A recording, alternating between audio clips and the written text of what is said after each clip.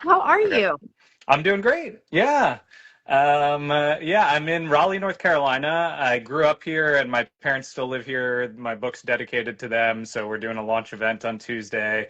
A killer family reunion for the launch. We're having a family reunion. Oh, Yeah, it's going to be a lot of fun. My first cousin just got in today, and we've got like 10 more folks arriving tomorrow, and yeah, I'm really excited. how many people have read the book? So let's see. My parents have read it. My wife's read it like 5 or 6 times. My sister, my brother-in-law. I mean, a good amount now. And my one cousin came and read it. I live in Barcelona actually. And he visited us a few months ago and saw it sitting around and then like stayed up till 2 a.m., read it, busted into my like tiny office there the next morning and was like, it was awesome. So that put my nerves at ease, because I'm saying this book is like murder mystery meets love letter to my family, but do those actually mash up? I wasn't entirely sure until that cousin read it and he was like, it was really great. So anyway, I'm excited. Are there any are there any stories in here referencing even loosely people that you're going to see this weekend that haven't read it? Yeah, I mean 100% because like the book like this house which just looks wild and crazy. I mean, it literally looks like my aunt's house, which is where we did all the family reunions growing up. And her and her husband were both doctors. They had this crazy place with like a spa room and a sunroom. I don't even know what that is, and a puja room for praying. And in my child's eyes, it was like we're at a family hotel, despite the fact that they would shove us all, like all the kids, into one room, like sleeping mattress, sleeping bags lining the walls, and so forth. But anyway, but like I mean, I jokingly threw up an IG post like, was it a bad idea to like plan murders in my aunt's house? Because like the setting is actually my aunt's house, so they will totally see that reading it, and but also like we just had so many great memories there, and I think that there's things even unconsciously I did, like the one cousin's girlfriend drives this like beat up old Volvo that like barely functions, and he's like, that was Shubra's car. Like my cousin's like, that was my wife's car. Like, how you put that in there? I didn't even realize it, but um yeah, anyway, there's a lot of family Easter eggs, so it's going to be fun. Legal disclaimer, all characters are fictional. Any resemblances of murder suspects to my family is entirely Purely coincidental. coincidental. Right. But yeah, it'll be a fun one. Truly, all the characters are fictional. There's probably mostly they're like made up of little bits of me scattered all over. But there's a few folks I pulled from, like my one aunt on my mom's side. Actually, I'm half Indian, half white. My dad's side was the side where we did all these crazy reunions. But even from my mom's side, I pulled certain things. Like I had this one aunt who was a health and gym teacher and just like a big fitness nut. And she would just make us do all these crazy fitness things growing up. And she'd play you so hard. Like I was in like a basketball battle with her until like I was maybe 13 or 14 and finally got taller than her. And anyway, I'm still proud of the moment where I actually beat her. But there's quite a sporty auntie in the book who is like pushing the cousins to ridiculous lengths, and every family, fictional or not, needs one crazy sporty auntie, so that had Yeah, to go in there. that's that's so awesome. I'm really looking forward to reading it, but also just having the context of where you came up with the story is just it makes it that much more exciting for me. I don't know, maybe I'm weird. Um, Yeah, yeah, no, I mean, I've got like an author's note in there with a bunch of like, yeah, some of the random details of it. And I saw someone posted a review just yesterday who had loved it, who was like reading the author's note, just like made her want to join the family, basically, you know. And I was, yeah, that was really special to read. But yeah, there's all kinds of ridiculous things. Like my one cousin, like hooked up in like a closet at one point in the reunion, like with like a, you know, family friend person. This is a family reunion, but oftentimes like hot family friends would arrive. And yeah, that basically inspired my opening scene. You know, that's like, so yeah. Anyway, there's tons of fun things I like don't know where I saw it, and I don't. I mean, it's not a spoiler because it's out there on the internet. But everyone is plotting to kill Grandma. yeah. Um, Yeah. someone, There's an someone with a actual. shark. Did I make that up? Uh-huh. Uh-huh. Yeah. Some of the plots are better than others. Yeah, here's the actual like family tree with murder plots in them. So awesome. Yeah, you know, why wait to get into the book when we could just announce 14 murder plots right on page Yeah. 4? Yeah, my book designers really went all out. That is, I don't know, that comes from a few different places. One is just there are like morbid threads of humor that run in my family, particularly on my mom's side family. Like my grandmother there, her name was Edie, and she used to joke that like we should just be done with her, cremate her, and then put her in a like carton of Edie's ice cream, but then keep her in our freezer like forever and ever. And then her husband, my grandfather's name was Jerry, and she was like, you know, and I guess he can be put in like a Ben and Jerry's and stored beside me. But then the story takes like a bit of a like a dark turn, like grandmom's revenge, because like my mom and my uncle and aunt all went to spread the ashes, and they didn't follow through on my grandmother's direct wishes of ice cream storing. Anyway, they go to spread them at the beach, but like grandma from the heavens summons a windy day, and literally, like a Big Lebowski moment, the ashes blow back all over my mom and aunt and uncle. And like, I literally will never forget my mom calling me and being like, so I really need a shower. You know, it was like, oh my God. But that I is mean, it like that morbid happened. humor is in the book, and you know that kind of like grandma gets the last laugh sort of feel. You know, I mean, the grandma in the book is like an absolute icon who is the biggest part of the inspiration is from my Indian side grandmother who like lived to 103, met Gandhi, was like born rich but lived decades in poverty, just like crazy, crazy life. But she's also, you know, some of her morbid humor and personality comes from my mom's side grandmother, some from my great aunt who was at like every one of these reunions growing up and was such like a beloved figure. Um, so yeah, it'll be fun. Combined all of all of the iconic women in your life into one character.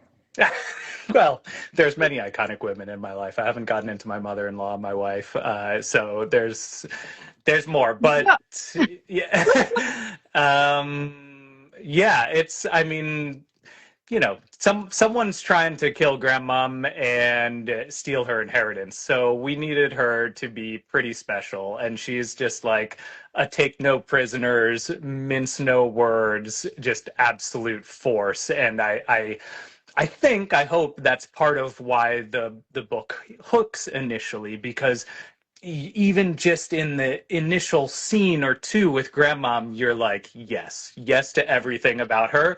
And then when you're like, wait, is someone going after her? You're like, oh no, like we're not going to tolerate that. I hope you don't think I'm super weird, but I started Into the Sunken City last night. Ah, amazing! Oh, that's so cool. Thank you. Um, yeah, I mean, I had to like, I told you yesterday that I like went back through through your reels, and I was just like, In which huh. I never pronounce my name. Like, I clearly need to work on that.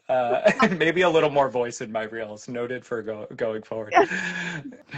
Well, and so I was just like, huh.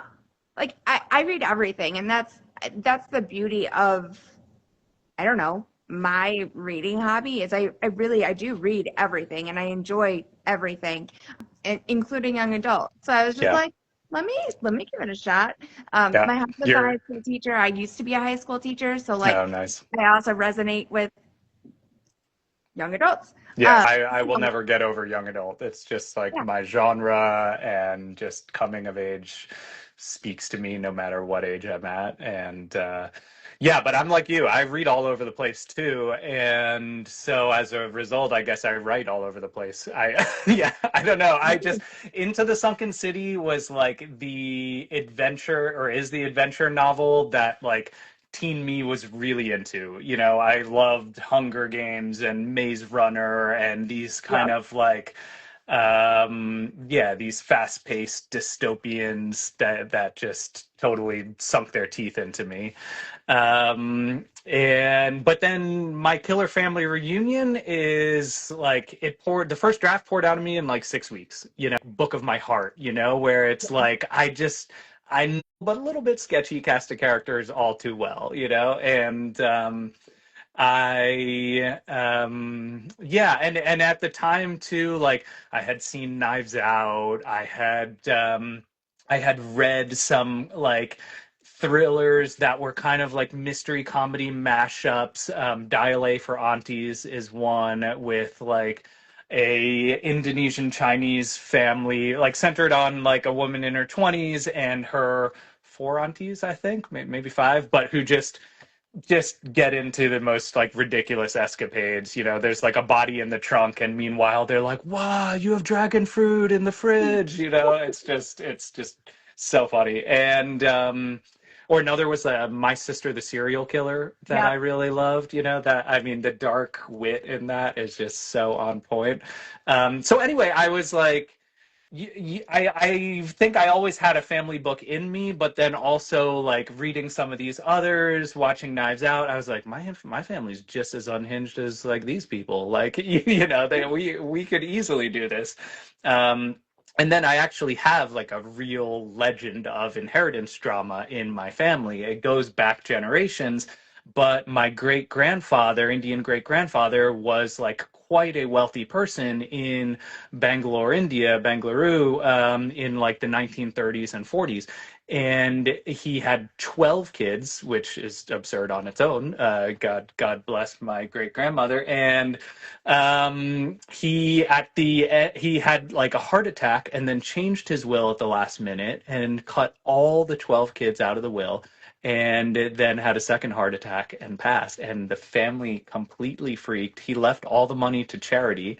And like to this day, it's kind of hard to pinpoint like exactly why this went down. There were various disagreements going on. There was like a guru guy who came and lived inside the house that I think like he didn't like, but the great grandmother really liked. There was like all this stuff with the Indian independence where his businesses were in bed with like the British Raj, but the great grandmother was like very like with the independence movement. Gandhi came and stayed at the house, Nehru.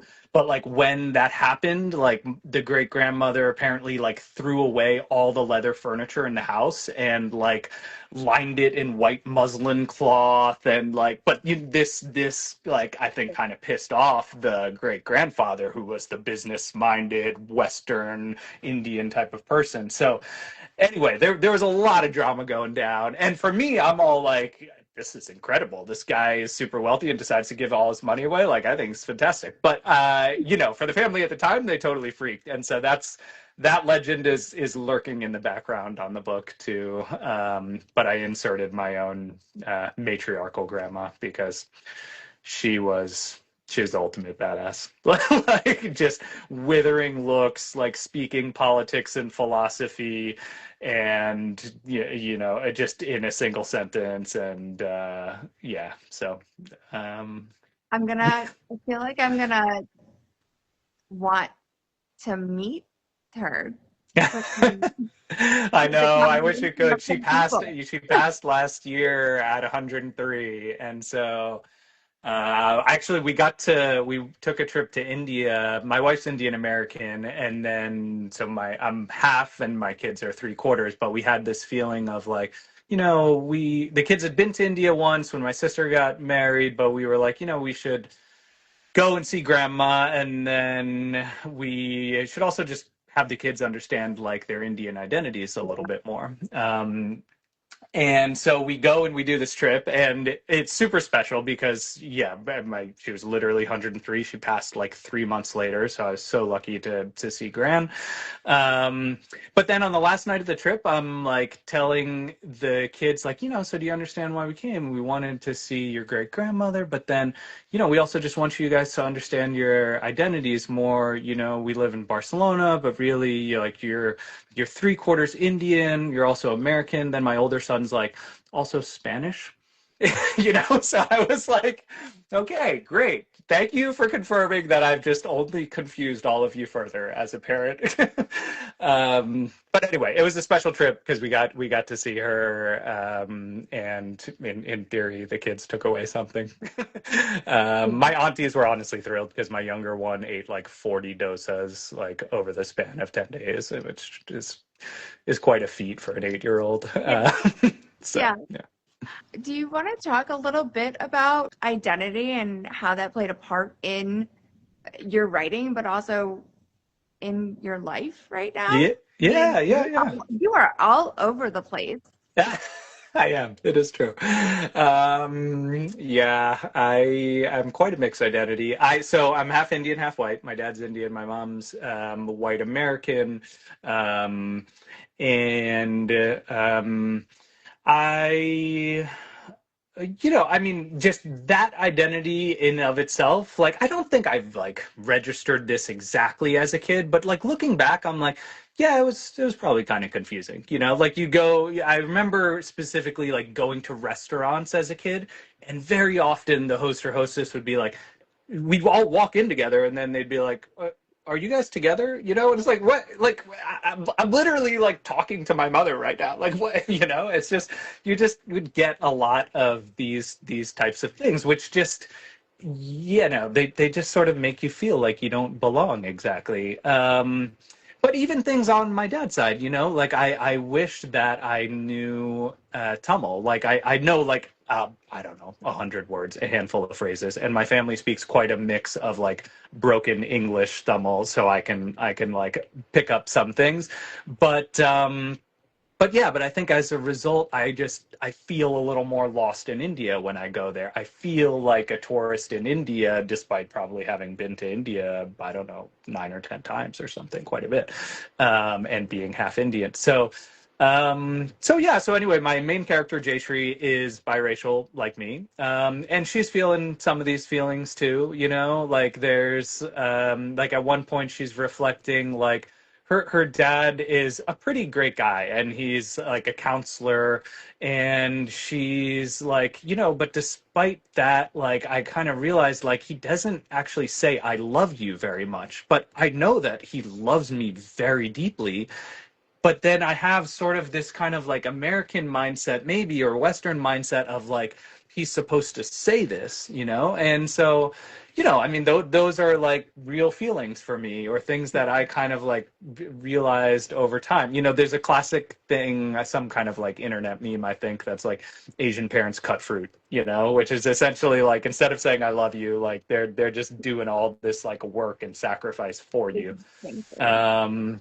So yeah. So anyway, that's gone. There's plenty of that behind Jayshree. Jayshree is investigating the accident that happened to her grandmother, but she's also like figuring out her own identity. And part of it is around like racial identity, but also part of it is just finding her own voice. She's very much like an overlooked person in the family, which is quite different from me. I'm like quite a loudmouth and like very, always needing to like get attention. But so that's like the journey that she's on. And then for me, like, yeah, we lived in the States our whole lives, but we moved to Barcelona about 3 years ago. And that was just kind of like life adventure. We had like wanted to have an adventure outside of the States at some point. My wife had like studied abroad in Madrid when she was in college, and then the timing just became right, where I had just sold into the Sunken City, and we were like, okay, we could do it, and I could like try to give a real go with the writing. And then my wife, she was working in like school administration, and she loved it, but it's also very stressful through COVID. Were you teaching during COVID too, or? I was not, but my Okay, husband was. So I yeah, got the right. I get to reap those rewards. Yeah, yeah. I remember some of those emotional support chats like in the evening. Yeah. So anyway, she just wanted to take like a little bit of a break, and we decided to just go for it. And then we've really liked it. So now we're sticking around for a little bit. We'll see. Yeah, That's so yeah. awesome. You said you wrote this in about 6 weeks. Well, that's the first draft. Well, okay. Truthfully, Yeah. my first drafts are like absolute trash, and then there was like 2 years of revision that actually like took the book to what it is now. And yeah, and my parents just the other day were like, we read like an early draft. Like, how much of it is the same? And yeah, honestly, I think you're right. Yeah, like barely any. Good thing you reread it to actually know what's going on now. No, honestly, I think like word-wise, there are plenty of things that are the same. Like it might be more than 50%, but still, like there were deep things that I really had to work on. I Oh yeah, all kinds of stuff. I tightened up like the early pacing on the book. I tried to build in more red herrings, more misdirection on like who's really behind this. I tried to deepen like the emotional depth for Jayshree on just like what she's really feeling, how she's feeling in the family.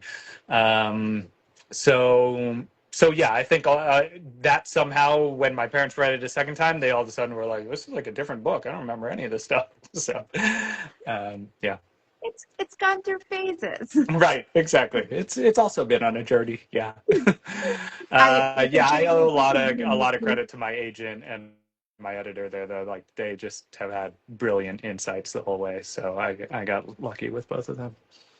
so something that I'm really, really fascinated by, like the plotting versus pantsing Mm, thing. I haven't actually met like a full plotter yet. And I'm starting to think that it might be a myth. Like, I don't think yeah. that anyone actually does that. Or maybe, you know what? I only talk to authors who like I enjoy their books and their writing. And so like maybe I don't like that. They, Like you can just feel it. Yeah, totally. I Yeah. can tell that this was not plotted. No, Um, no, you're right. Yeah, I'm definitely not a yeah. I'm sort of in the middle because yeah. I don't have nothing going in. I'm not Right. Yeah. total fly by the seat of my pants. Like I basically like I write a chapter or two and I try to like find a voice that I like of a main character. And then I will oftentimes like have a paragraph for like different characters or some major beats that I want to hit. Sometimes even an ending in mind, ideally an ending in mind, but Okay. sometimes that doesn't always come together.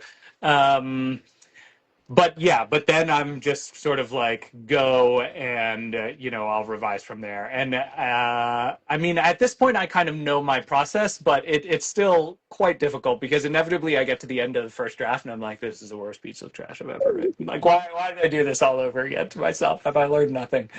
And so yeah, but then I mean, I have two books that are published, but I had written three or four before I got a literary agent. I've also had two that didn't sell. And so I've written a fair number of books. So I also just know now, though, that like within 3 or 4 months, I can take that absolute piece of garbage that I would never show to anyone and like clean it up, polish, and then have it be in a place where I can like be slightly vulnerable and share it with my literary agent, and then get a bit of like good feedback on how to improve from there. Um, so so yeah, it is what it is. Did you have this ending in mind? I I don't know. I mean, I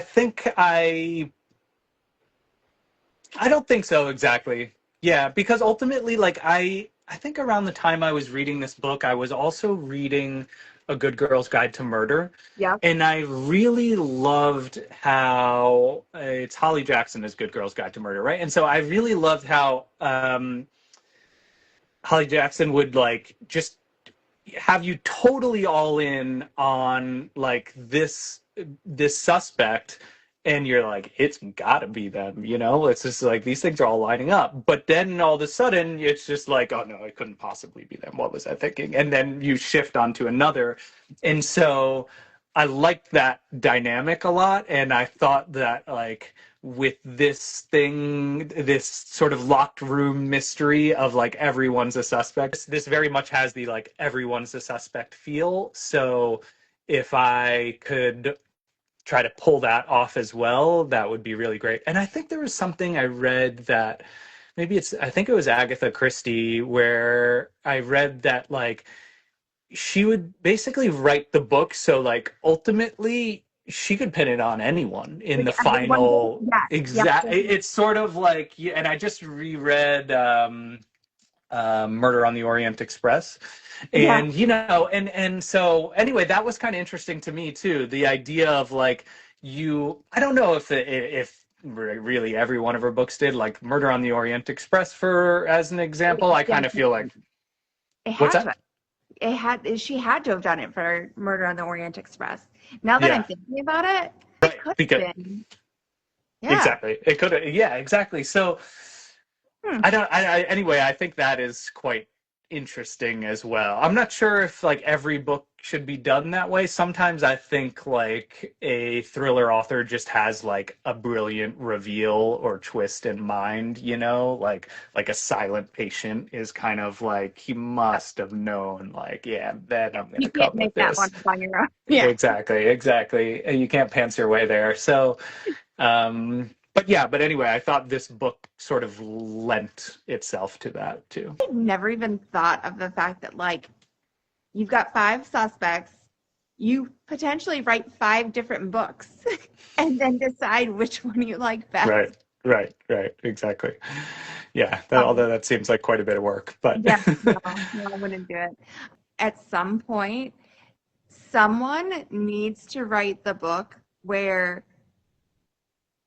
the like it's lined up, like it's got to be him, it's got to be him, it's got to be him, and then it actually is. yeah, yes, right. Um, because like because at this point, I've read so many at this point, and I know it's not. It Yeah, can't yeah, be yeah. because you're Right, making it too right, obvious. right, And right, so, like, exactly. immediate dismissal. Right. But the second that someone throws it in there that, like, no, it really You're was like, them, okay, you you got had me. me. Yeah, right. It's so true. It's Like, true. great job. Like, Yeah. reverse psychology me. Yeah, yeah. You get them all in on this person. That's smart. All right, I'll keep it in mind. I'm taking notes. Really, the twist is there was no twist. Yeah, Brilliant. yeah. Which like, and especially if it's like the audience is like serious mystery and thriller readers, like it's gonna hit. Right? Yeah, I really like that. Maybe I'll write it. Yeah, I like it. Do you do any writing? No, No. Okay, no, okay. Yeah. no.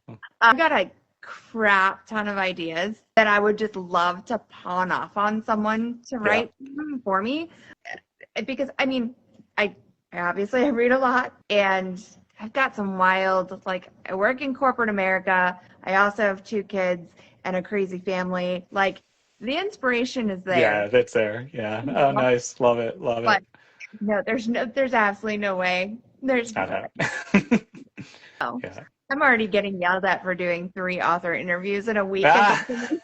Like fair. I would get in big trouble if I decided that I was going to start writing a book. Fair enough. It is a lot of, there's some, like I'm doing a little presentation at my book launch on Tuesday, and I'm mostly talking about the family inspiration behind the book, but then toward the end, I'm also talking about how like, yeah, I've got two books now published, but really like I've written several more, and just that like, a maybe Instagram or just, whatever, just our notions in general are kind of like the writerly life of like plugging into a cute cafe and having a coffee right here, and but like the reality for me is more like crawling into this really dark hole at 6 a.m. and just like willing some word to emerge from my fingertips to make this worth it. Like it's exactly. Yeah, it's not all roses and coffee. Yeah. No, I'm slowly learning that. I don't envy you guys. I appreciate authors more than anyone's business. I don't envy you.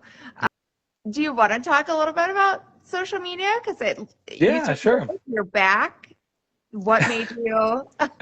I need a break from social media Yeah. occasionally. But then the book's coming out, and then I'm also like, I gotta like really go for it and give the book the best shot it can. And also this sort of like my responsibility to my readers, to my publisher, to, so on and so forth. But I also like I read The Anxious Generation last year, and I think that really hit me on just like it, at least for me, like it takes a bit of a mental toll. And there are times like I do my best writing in the early in the morning because I'm quite fresh then. But for example, like days where I've like had to do some social media promotion in the morning and then tried to write in the afternoon, like it can be a lot harder because I've used up some of my creative energies or what have you. Um, so yeah, and or even like my kids were asking me, they're 8 and the older one's about to be 11. He's like, why can't I like get this account right now, And I was like, well, like you're gonna get there, like it's gonna happen. But also, like I was like, imagine for myself, like I've had a great day writing. I maybe wrote like 1,500 words, and I'm super like happy that I got these done. I'm trying to go through this first draft, but then I get on social media and it's like and this author TV deal, and this person New York Times bestseller, and this, and it's this, and then you're like, oh man, I clearly am not enough. I'm just like and so, that's like there's no escaping that. So there's like such a beauty and power to it. Like like I shared a video about like all the like book swag my mom put together, who is the It's so absolute cute. best. And like, So yeah, cute. yeah, she's just so excited, and it was really fun to share these placemats with my book cover and like curtains with my book cover, and it was so sweet. And so like things like that, like it's really fun to share. For Into the Sunken City, my one friend made me a blanket, which like I mean, it was so ridiculous. It's just, and But it's it's like, awesome. bigger than I am. I mean, yeah. Um, anyway, so there's things like that that are really fun to share, some of the family stories, but then I also just know for myself it like takes a bit of a toll. So especially when I'm like in a heavier writing mode, then I'll just try to take a break or get away from it for a bit. How about yourself? Yeah. There you go. That captured it. No need to say anything else. Yeah, no, that's Yeah. that's it, right? We found each other recently, and so you didn't find me in the boom. There was a boom. Noted. I love Libby, by the way. Love Yeah, it. and I'm clearly like a hack because I'm living in Barcelona, still using Right. Libby. But I was in California for many years, so I went to my local library like every week. So anyway, carry on. But yeah, but now there's just like a running joke about how I don't support authors. Oh God. It's, it's Yes, not at all. I'm not at all feeling supported. yeah, no, Yeah. no. But as far as social media taking a toll, I have to constantly remind myself that like, yes, my audience is a lot bigger now than it was before, but I'm not doing it for anyone else. I'm doing it for me, and I'm doing it to support authors. So at the end of the day, I post the same stuff now that I did when I had 100 followers, and it's not a job. I don't get Yeah. paid. I I do it for the love of it, and Yeah, that's awesome. Yeah. it's fine. Yeah, yeah. Yeah, that's great.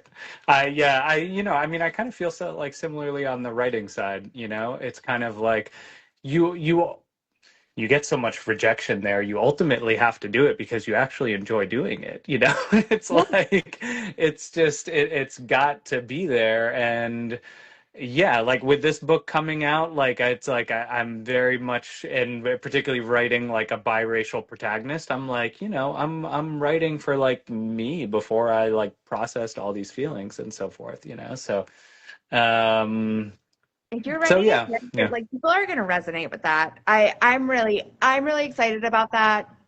I always love like an underlying theme of identity, and regardless of what that identity is, like obviously I am not half Indian, but Yeah. I am going to relate with someone that is working on finding her voice and finding her place. And I love stories like that where the underlying theme is figuring out who you are. Yeah, yeah. It's like aren't we all just trying to do that? Yeah. Yeah. I like my thrillers with a little bit of depth, you know. Yeah, yeah, yeah. What any good reads for you recently, or something I should put on my list? Actually, so I'm gonna promote a couple. Yeah, nice. Um, so yesterday I finished Try to Keep Up by Shay Knudsen, and I interviewed her on Wednesday. Lots of good mental health awareness. I would recommend it. It doesn't come out till September though, so Okay, okay, very cool. like turn around and like I know. I have something where it's like the minute I finish a book, I like forget the nope, title, it's and done. then It's done. I'm like constantly having conversations about people about books, but it's like I always have to go to my Goodreads and be like, what did I read recently? It's just I like, yeah, yeah, it's Um, very strange. so two I posted about the other day though, Burial Tide was really good, Mm, and An mm, Evil Premise. mm. I think you would like An Evil Premise. Okay, cool. Yeah, I think you'd like it. All right, an evil premise noted. And Yeah, burial type, does it has to do with water or it ish. yeah, okay, okay. I'm How do quite a you feel about water baby from Into the Sunken City. I'm like, that? I'm very ocean obsessed and all these kinds of things. So, Okay, so Ocean Obsessed, The Chamber by Will Dean. oh, the chamber. Okay. Yeah. All right. Oh, that sounds, yeah, I'm already terrified. Yeah. Um, things people start dying while they're in like a deep sea Oh wow. scene. Oh wow. Um, Yeah. yeah, no, it's great. It's a whodunit. It's like the ultimate locked door Oh because God. Yeah. they're literally in Right. a Thousands of submarine. feet pressurized. Like, Yeah. yeah. Oh Yeah. God. Fantastic. Yeah, it takes like 4 days to get to the surface, you know? Yeah, no, that's a Oh, good that's one. cool. Okay, the chamber noted. Yeah. I don't know how you feel about speculative thrillers, but Love them. Yeah. all of John Marr's speculative thrillers, I start with the one, and I think there's 4 or 5 at this point, but yeah, the second one, they all stand alone, but it's good if you read them in order. Hmm. But one of them is about self-driving cars getting hacked. Um, Oh my, yeah. little That's too close to that's home. gonna be totally, totally. Oh my gosh, yeah. But yeah, I'm all over the place. I could I could recommend books all day. Yeah, yeah, Um, yeah. Oh, that's fun. did you read Holly Jackson's Not Quite Dead Yet? I haven't. I think the last one I read was Five Survive, Okay. which I really loved too. Just like I remember reading some interview of hers where it was like she wanted to write something that like took place in real time. Like the book takes you 5 hours to read and the story takes 5 hours to transpire. And it was cool and very locked room, like, the RV that they're all in. And so yeah, but Not Quite Dead was good. Yeah. Yeah, Okay. just Cool. a very interesting premise. Holly Jackson, who did it. Just reread a Lucy Foley, The Guest List, which is also kind of a locked room thing. Yeah, on the Irish island, and not so much a whodunit, but it came out. I think it came out this year. A Violent Masterpiece. It more of like a noir, like Okay. L.A. underbelly. Quite a dark book, like some like Epstein type characters in there, but like. I'm here for it. As long Ooh, as you have I it. mean, yeah, it was like it very like hit on the now. Okay. And yeah, three different narrators, one of whom is like a night crawler. Do you ever watch that movie Nightcrawler, where Um, like the guy is like going around filming like car accidents, but yeah, then Jake Gyllenhaal, I think, and then he starts like making them happen and stuff, you know? yeah, It's like yeah. anyway, there's one of those types of characters Ooh, in there. And I loved that movie. So yeah, anyway, that was like a good dark one. But I'm also all over the place. I've been reading some Dungeon Crawler Carl. I read like Meditations recently, which is like the Roman Emperor Marcus Aurelius's like personal diary from 2000 years ago. I mean, it's kind of like there's zero narrative, but it like there were some cool messages in there. yeah. So yeah, anyway, I will do it all. Yeah, I gotta get on the Dungeon Crawler Carl train. I mean, it's utterly ridiculous, but like you also just immediately become addicted. It's kind of yeah. I think I have to, all of the physical reading that I do right now is advanced copies. Like I Mm. don't have time for anything else. Yeah. And it's so I need to do anything I outside of that list needs to be audio. And Dungeon Crawler Carl is only on Audible, I think. Mm-hmm. Um, I'm not gonna, I can't spend $20 for an audiobook. Yeah, it's a lot. It's a lot. So I'll get there. Yeah. Did I see that you're like a speed listener, or you go very fast? Yeah. So what are your speeds? What do you do? It's usually 3. If it Wow. can go higher, I will. Yeah. Libby only goes up to 3. I think it's Spotify. You might be able to go up higher. Uh-huh. Um, am I Wow, getting so impressed. I'm like 1.6, although I'll do some things more like 2. A lot of times podcasts I'll do like a little bit faster, or certain books like sometimes I'm like, oh, I can actually do this faster. Um, but yeah, I don't know. My family is just they're like who like I was on this other podcast the other day and then I tried to play some of them for it, but it immediately came out 2x speed and they're like, what is wrong with you? Like why you know, they revolted. We're like, we refuse to listen to this now. Um but yeah, I don't know. It's I mean 3x you're at another level, but I feel like it's great. I mean, I get to listen to more stories. It's not like I'm like struggling to like I'm not trying to power through it, right? Like Yep. I literally understand it word for word at 3x. Like Yep. I'm just lucky. Yep. Um, I have one friend who he started watching TV shows at like 2 or 3x. I was I like, don't think I could do that. I know. I was like, all right, I think that's where I draw the line. Like, you know, I don't know, but Because I movement is sped appreciated up too. the ambition of it. You know. Yeah, right. But like, wouldn't their movements be sped up also? Yeah. Like, I just no. I don't know. I don't know. I think he was. Yeah.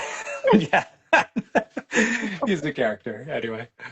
I'm gonna find like maybe turn on Gossip Girl or something random like that and just Right. see what he is. Exactly. Like I always needed this pop culture knowledge and I'm just going to consume, right? Just inundate myself. Like, Oh my oh my gosh, gosh. that's insane. I could never. I mean, I probably could, but like, why? I don't know. TV. I don't know why you would. But Yeah. to each their own. I already feel like TV has started to move faster. I don't Faster. know. They're like it started to move at the speed of Reels and TikTok, where it's like the dialogue almost overlaps and there's zero cuts between, and it's you know, and the camera angles are constantly shifting. I'm like, Yeah. And yeah. now there's no commercials either. So Right, like, right, yeah. thank goodness for pressing the pause button. Anyway, I'm Um, sure we'll adjust, yeah, given that we're already binging audiobooks at yeah, multiple no. speeds. It'll get there. Yeah, and that's the thing too. Now that you mention it, like TV, I I don't. It doesn't hold my attention, and maybe it's Mm, because I'm not mhm. watching it at 3 times speed. I don't know, but Yeah, yeah, I'll end up picking up my phone. on the phone. Yeah. Oh, it's hard. Yeah. I sell phone jails. I saw a phone jail in Target, and it's like literally a cage with like a lock. Yeah. And just like, if I give the key to my husband, maybe that'll work. Right. Or maybe it'll tank our marriage. One of the two. You know, Yeah, but it could be worth it. No, I'm with you though. I will like bury my phone underneath like a couch pillow or something. Like for me, there's something even a difference of it's in my pocket versus I can't physically feel it. And then I'm sort of like, okay, I can just kind of breathe and then like relax. Yeah, these things are quite addictive. I intentionally, it's funny because I have a post just sitting in my drafts because I thought I was being funny and then I never actually like posted it. But the other day, I actually intentionally left my phone in the kitchen and then I laid down to read. And my options, if I wanted my phone, were I had to get up to go get it. And I didn't want to. Yeah. You got to create those physical barriers. I love it. Problem solved. It's like Right. laziness won. Yeah, yeah. No, you're So onto something. I like it a lot. get right, but leave it somewhere else. Get comfortable. You won't want it. Yep. Depends on how comfortable you get. Yeah. Or like If you have the right chair, it'll totally work. Yeah. the other thing I did was I put it under my husband's pillow and my daughter was sleeping next to me. And it's just like the options are wake her up. No. No, Never wake the child. Yeah. It's just, you yeah. know what? I'm good without my phone. I might just meditate right now. I might like the world's my oyster, actually. Yeah, maybe I'll Oh go my do God. a self-portrait. You know, No. I'm so bad. I because I listen to a lot of audiobooks too while I walk my dog. And so I'm like, I always feel like I'm doing something with the phone and something else. And then like it really hit another level recently where I was listening to this audiobook on like the so it's talking about the importance of mindfulness and really being like aware of everything that's happening. Meanwhile, I'm just like blindly like wandering through streets, like barely noticing anything that's happening, what's going on with my dog as I listen to this audiobook. I'm like, oh my God, like you gotta, yeah, I love the audiobook. It's fantastic, but I'm like, you gotta get a grip. Like, yeah, no, it's very true. It's even at the point now where like if I put in an audiobook, but I'm not actually doing something else, I'll be like, well, why am I listening to this audiobook? I should pick up a regular book. Like audiobooks are meant for multitasking. It is kind of true. Yeah. Like the narrators have just become so good, and yeah, it's fun. I'm gonna I'm gonna find a way. I won't write a book, but I could read one out loud, I think. Yeah, that's cool. Yeah. No, no. Wait, I thought you were serious. Maybe.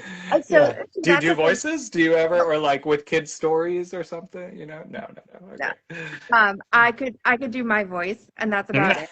I can do my voice. But I would, So, I would say my voice could apply to a lot of the annoying thriller voices that yeah.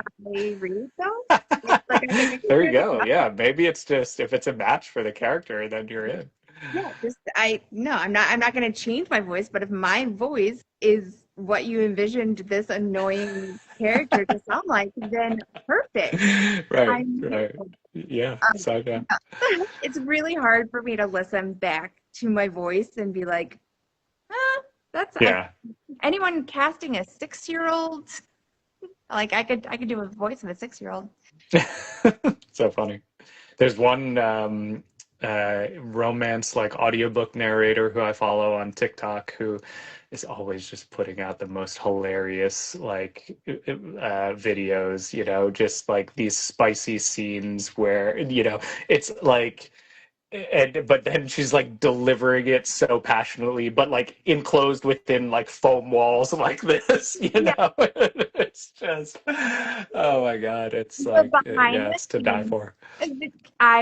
I really like the behind the scenes of audiobook narration is so fascinating. Oh yeah, 100%. Yeah, because I mean, yeah, you have to kind of like summon that within yourself. So it's like you're Yeah, seeing her facial expressions as she's like really bringing this, and yeah, so yeah. it's yeah, it's both like incredibly impressive, but then utterly hilarious to be the flag on the wall, like Yeah. spectator of all that. Like, Well, you're busy and you're with family, so I'm gonna let you go. But before we close out, I need to know, what is your go-to pizza order? so my go-to is actually a Napolitana, which has anchovies and olives and capers. Yeah, I'm imagining many people are like utterly gross or unfollowing this person, never reading his book again. You can't Yeah, be like, don't judge authors by their that's pizza. it, right? It's the worst clothes I could have possibly given. I just am a salt lover, and that it just like brings all the salt.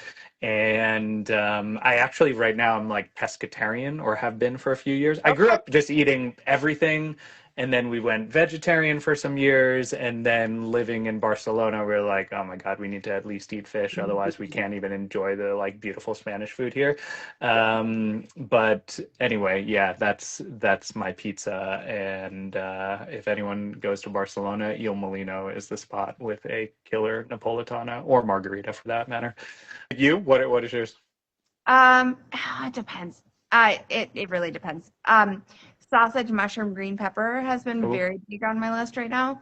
very nice. But like also like I love barbecue chicken pizza. I love Hawaiian. Mm-hmm. It Mm-hmm. depends on the day. Margarita, there's a place in downtown Detroit called Moots, and their margarita pizza is just like absolutely fantastic. So Amazing. Yep.